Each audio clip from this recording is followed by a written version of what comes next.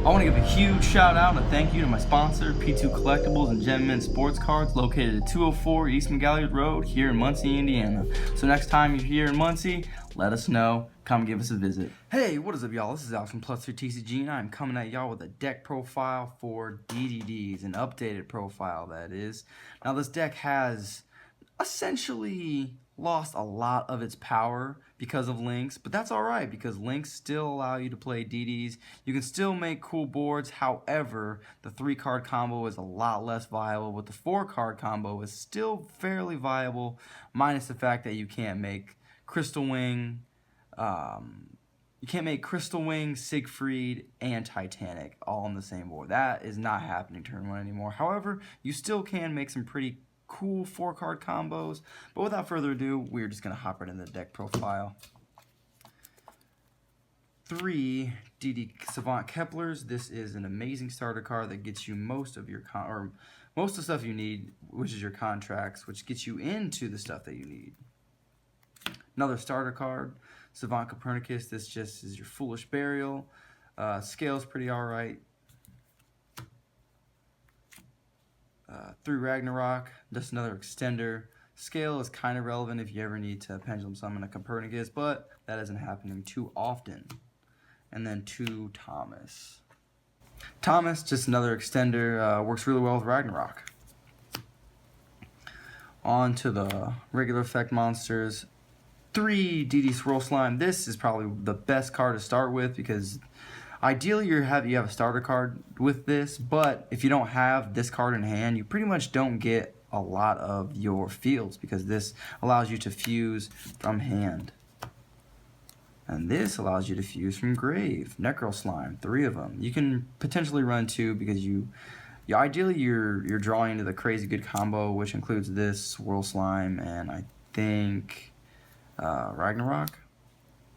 I can't quite remember off the top of my head, but this is in many of the combos. Great extender. 3 Lamia, just because this is the best tuner in the deck. It can recycle itself after, well, you can't use its effect and then recycle itself, but you can recycle it a lot. And then 1 Ghost. This is your way of making the High King Alexander. Which you don't make a lot, but it is kind of cool to be able to summon your Siegfried with that still on the field. And your hand traps. 2 Ash Blossom, 2 Ghost Ogre, and 1 Maxi to wrap up the monster lineup. Onto the spells.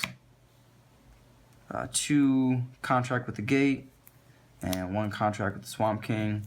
Just one of these is all you need because you're usually trying to make the first turn play with this. And if you don't, it's alright late game, but it is good enough at 1. And then this is just your searcher. Now for the draw engine. 3 Allure of Darkness. I'm back and forth between, because I don't think you should play Allure of Darkness and Pot of Desires. I mean, maybe I'm wrong in that thinking. However, this prevents you from banishing the stuff that is already in your deck. However, this can potentially, even though it's a draw 2, you can potentially break your hand because you might have to banish something that you need, which I'm pretty back and forth between this and Desires. Maybe even both, who knows, maybe I'm just playing this wrong. Foolish Burial because it's just another starter card, and 1 for 1 because it's kind of a starter card, but it gets you your Kepler or Lamia.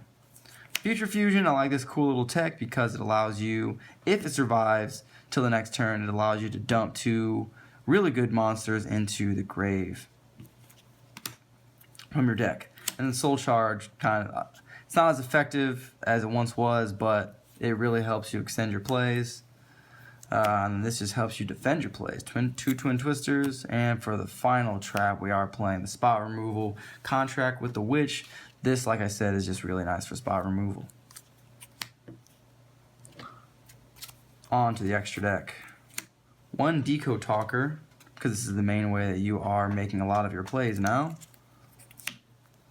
1 of the new card, DD Wave High King Caesar. This is essentially just like, I want to say a Black Horn of Heaven, kind of. Still pretty good. Negate stuff for like ABCs, like gadgets and things of that nature. Duo King Kali Yuga. Or Duo Dawn King Kali Yuga. This is one of my favorites, man. Being able to Heavy Storm and negate everything is pretty good. Well, negate everything on its Exy summon. And then Hope Harbinger. Also, good defensive card. 3 of these because I have never been under the impression that you should be playing 2 of these. I think I at one point in time was playing 2, but I just always found that the third one came up. It doesn't come up as much, but you can cycle through 2 of these on turn 1 because you can end with a board of like Crystal Wing, Decode Talker, and this, which is pretty good. And that's why I play 3 of those. 1, Dark, because this is kind of just a combo facilitator. You're usually just making this, and a Lamia so you can make something. You're rarely leaving this on the field. It's not bad to leave on the field, but there's just better stuff. And our final fusion is King Beowulf, just because it does piercing, and you can use it to make a rank 8. Synchro, we are playing 1, Gus King Alexander, 1, Curse King Siegfried, 1 of the new Alexanders, Gus High King Alexander. This just allows you to pretty much summon back one of these guys when it's summoned, or when another one is summoned. So, combo facilitator, but it came a little too late because Lynx kind of shut this deck down. I don't want to say shut it down, it just makes it harder to combo with. You pretty much have to have, the 3-card combo does a thing, but the 4-card combo is pretty much the way to go, which it's kind of hard to open up 4 cards. Odd Eyes Meteor Burst Dragon to help you facilitate in combos or play extension, because you can pop your Ragnarock and scale and summon it, or you can pop your Thomas and scale and summon it. Crystal Wing, because this is probably the card that's getting made the most in the synchro aspect of the extra deck, and then you can also make Omega.